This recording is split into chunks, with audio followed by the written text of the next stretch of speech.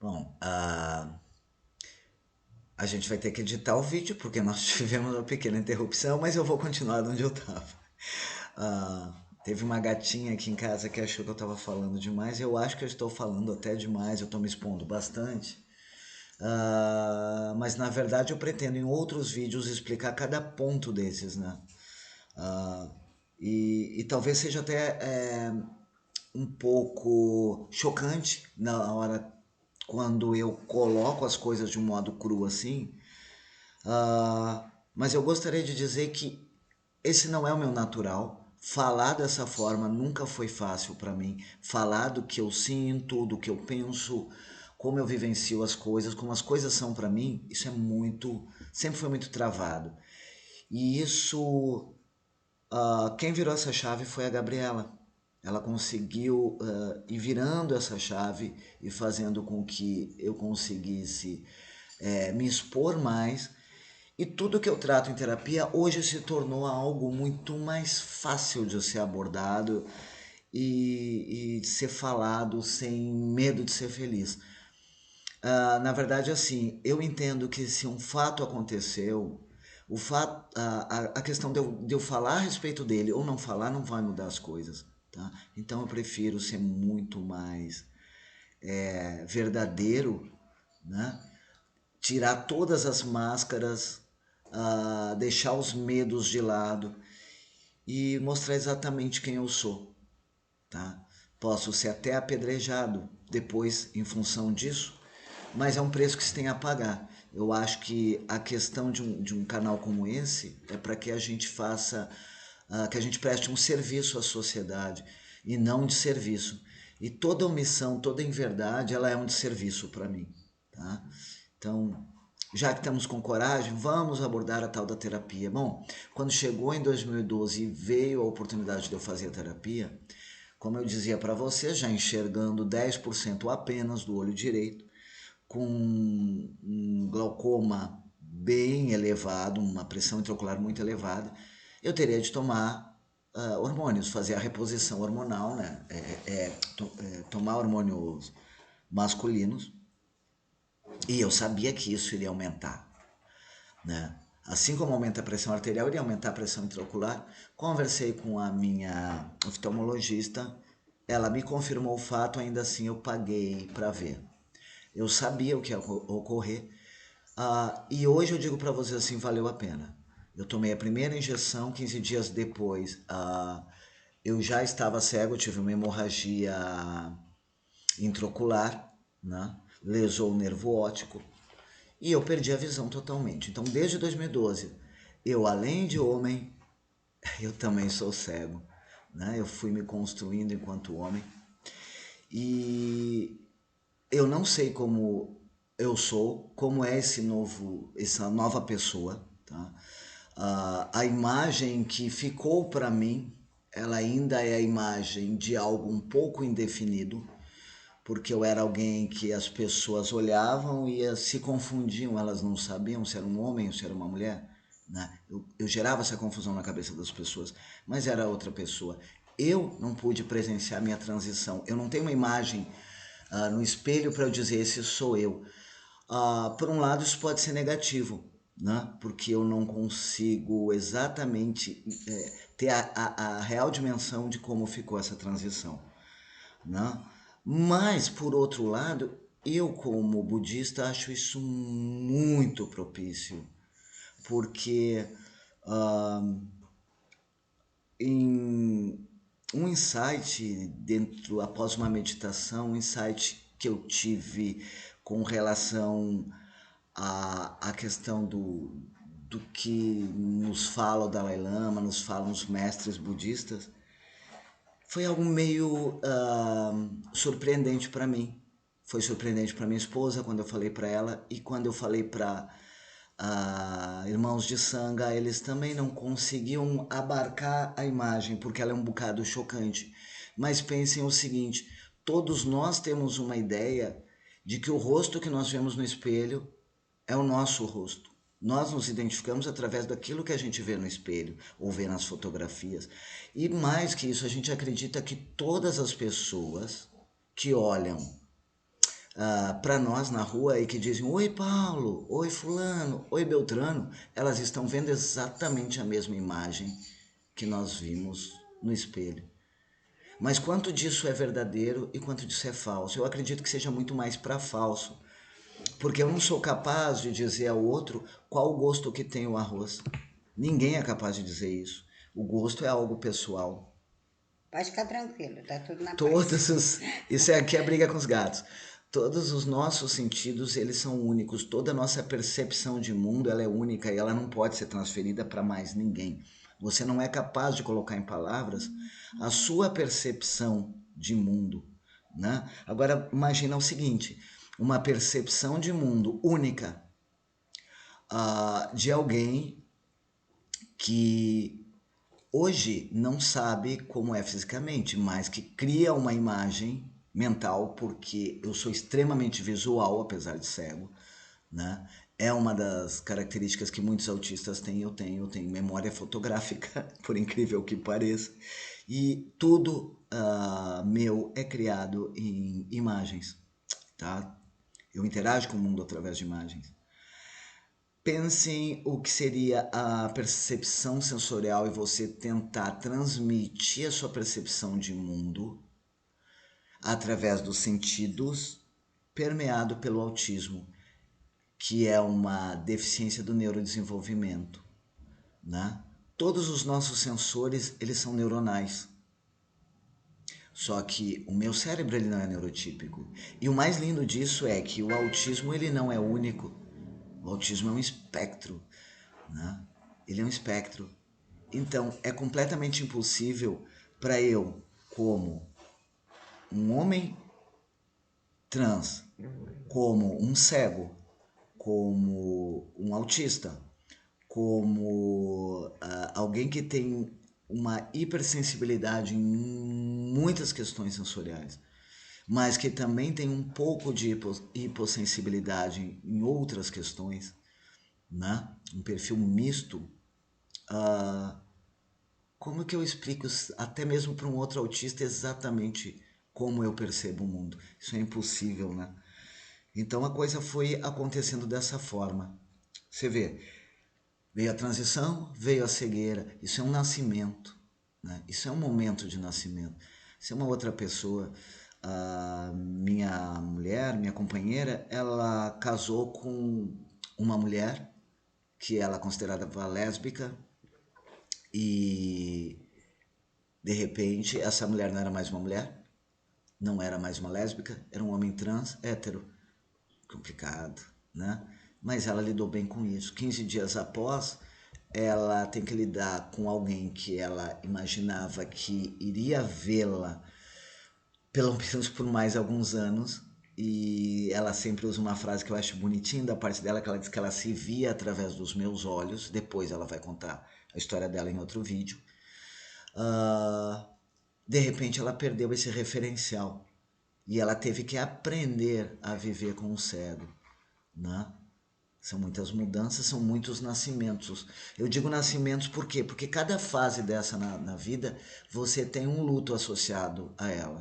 Por exemplo, eu não poderia nascer como homem se eu não matasse a mulher que havia.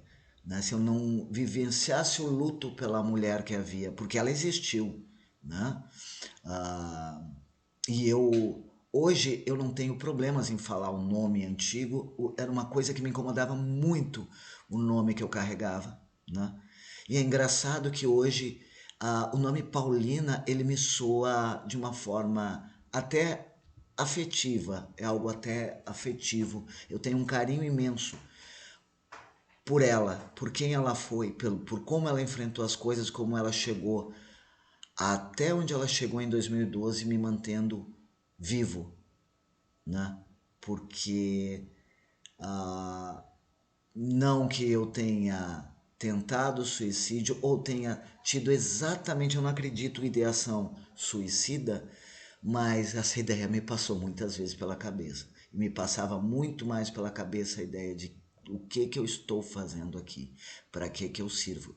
Eu estou ocupando lugar no espaço de alguém que poderia ser muito mais útil à sociedade do que eu. de alguém que realmente valesse a pena.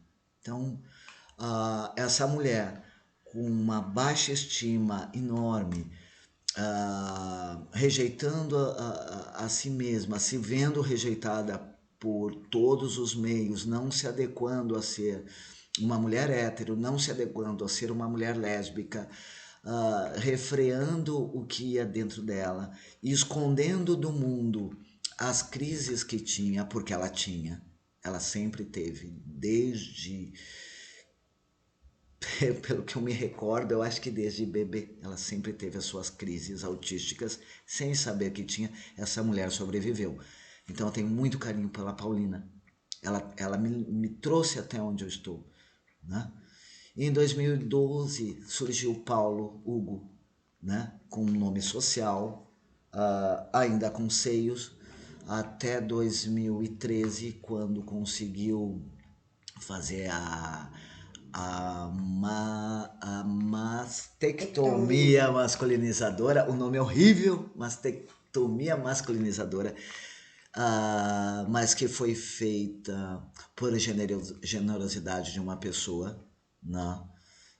Que foi incrível nesse momento, que entendeu uma pessoa com uma idade bem mais avançada, um homem cego. E se eu não falar disso aqui, eu não estaria sendo justo, tá? Então, Marcos Passos foi um homem que virou para mim e falou assim: nós temos que corrigir isso. Eu não suporto mais ver você usando um blinder para conter os seios, você se sentindo nesse constrangimento todo. E financiou a minha cirurgia. Eu fui para o Rio de Janeiro, fiz a minha cirurgia, voltei feliz da vida, livre dos seios, sabe? Foi algo que me libertou totalmente. A partir dali eu disse assim, cara, agora eu sou eu, né? E cego, e acompanhando tudo isso, né? Depois, esse Paulo precisou, 15 dias depois, né, de ter iniciado, vocês vão ouvir um cachorro latindo, essa casa é repleta de gatos e cães, né? E além de nós dois, eu e minha esposa, pessoas não humanas. E eu fui obrigado a vivenciar o luto pela morte do homem que enxergava. Era pouco, vocês vão dizer, era pouco, 10% era nada, cara, era muita coisa. Eu conseguia aproximar um livro e ainda ler. Era difícil? Era, mas eu conseguia fazer as minhas coisas com muito mais independência, né? Então, esse luto eu tive que viver para que pudesse nascer o Paulo cego, né? Senão eu seria um arremedo de alguma coisa, né? Eu viveria a frustração de não poder enxergar e eu jamais teria me adaptado à cegueira, né? Não vou dizer para vocês que, eu aplaudo e solto rojões por ser cego, é claro que não. Eu me irrito muito por não poder ler na velocidade que eu lia, não ter acesso à informação como eu tinha. Eu tenho muita dificuldade com tecnologia, tá? Sei usar um leitor de telas, sei usar um talkback, que é o que se utiliza nos aparelhos celulares, mas não tenho paciência, não consigo.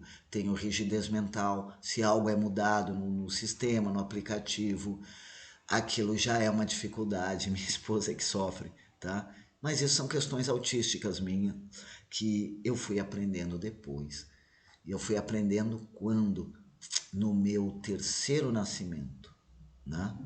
Eu vou contar a história, não agora, de como eu cheguei ao diagnóstico, de como eu cheguei às mãos da Gabriela e de como eu nasci como autista, tá? De como eu realmente nasci enquanto pessoa íntegra, né? Em outro vídeo, em outra ocasião, porque para não estender muito a conversa aqui. Vocês estão vendo? Ele é bravo. Mas o que eu teria a dizer para vocês agora seria só o seguinte. nasci... outro dia eu falei para minha terapeuta que eu nasci através de 3 mulheres, mas eu acho que eu nasci através de 4. Eu fui injusto.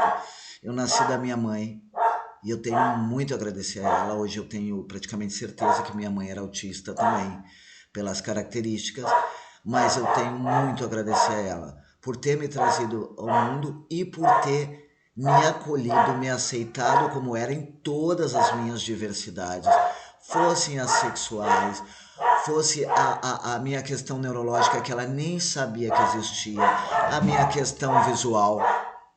Calou! Tá um pouco difícil, né? E ela sempre acolheu, ela sempre me apoiou, ela sempre me protegeu, até me protegeu demais do mundo.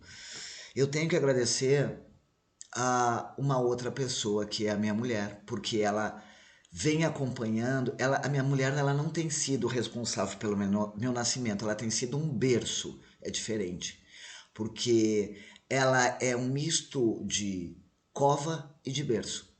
Eu digo cova porque quando eu preciso passar por algum luto, é ela, que é a terra onde eu me deito, é sobre ela que eu me deito e tenho o tempo necessário e o apoio necessário para me reconstruir enquanto semente ali e voltar a nascer. E quando eu nasço, ela me acolhe como um berço e me embala durante aquele meus primeiros passos, o meu primeiro período de redescoberta de quem eu sou. Então ela teve comigo em todos esses períodos. Ela foi meu esteio na transição, ela foi meu esteio na cegueira, ela tem sido o meu esteio na descoberta do autismo e ela é a responsável por ter identificado em mim o autismo, né? E de estar aqui comigo, estar me dando apoio, ser meu suporte em todas as horas, aprender a se interessar, porque uma coisa é você estar com alguém e saber que essa pessoa tem alguma coisa ou que não é mais como você imaginava e você partir para a questão da aceitação. Eu aceito, mas eu não me envolvo. A minha mulher, a Giovana, ela se envolve, ela mergulha, ela aprende, ela participa, ela tá junto todos os momentos. Então isso é uma coisa bem diferente. Tem uma terceira mulher envolvida nessa história. Não é uma pessoa que eu conheça pessoalmente. É uma artista espanhola, uma cantora espanhola. E que se tem alguém responsável por hoje eu saber que eu sou autista, é Índia Martínez, né? Vocês vão dizer, poxa, mas não é a sua esposa? Sim, é a minha esposa, mas porque a minha esposa foi quem identificou uma mudança de hiperfoco completamente radical. De um praticante budista de quase 8 anos de práticas, que ficava cerca de 4 horas por dia em meditação, que estudava os textos mais aprofundados, que ia para todos os retiros, que só falava de budismo tibetano. De um dia para o outro, ela viu esse homem apenas falar de Índia Martínez. Foi ouvir a voz dela uma única vez e eu enlouqueci. Eu tenho ideias muito particulares a respeito dessa cantora, não vou falar a respeito aqui, tá? Eu posso dar opiniões, eu não posso afirmar absolutamente nada, tá? Eu, como autista, reconheço nela características do espectro, mas eu não posso dizer que ela seja enquanto ela não disser isso, tá? Mas é como se o meu cérebro identificasse algo nela e a partir dali tudo começou a caminhar na minha vida. Hoje ela, junto com o autismo, são meus maiores hiperfocos, tá? E a quarta mulher é o ventre de Gabriela Neuber. Sem ela, eu não estaria em pé. Sem ela, eu não estaria falando aqui com vocês. Talvez sem ela, eu hoje já tivesse desistido. Então, eu só tenho a agradecer a essas 4 mulheres muito importantes na minha vida. acho que nesse momento eu não tenho mais nada para falar, além de dizer para vocês que o canal vai ser feito a quatro mãos, a princípio a quatro mãos. Eu e minha esposa, ela vai falar para vocês em outro vídeo, vai se apresentar. Mas ela também é neurodivergente, também é deficiente, então vem bem a calhar com esse canal. Ela tem muita coisa para colocar também, né? Para que vocês possam estar discutindo. Eu acho que sugestões são bem-vindas, comentários são bem-vindos. Espero que não sejam agressivos, mas se forem eu vou ter que aprender a lidar com isso, né?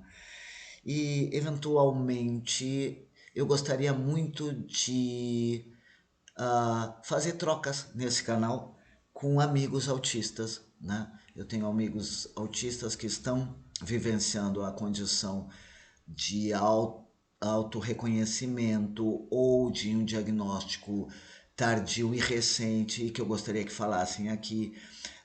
Eu tenho a própria Gabriela que eu gostaria muito que viesse um dia falar para nós, né? Aqui nesse canal. Eu tenho os meninos da comunidade OBA, né?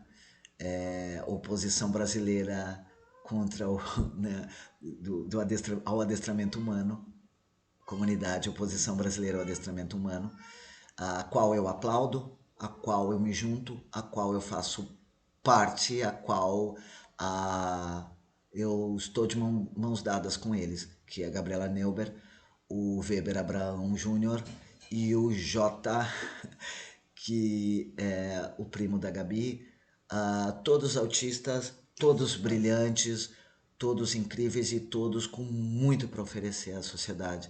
Tá? Desculpe o vídeo ter ficado extenso. Eu tenho uma dificuldade de cortar minha fala, eu tenho uma dificuldade muito grande de organizar às vezes meus pensamentos, são muito acelerados. E eu acabo me perdendo, tá? Mas a gente se vê por aí num outro dia e aí provavelmente a gente venha a falar de crises no autismo, de perfil sensorial alterado, de como que eu lido com os meus fenômenos e como eu me regulo depois de ter me exposto aos gatilhos. Boa noite.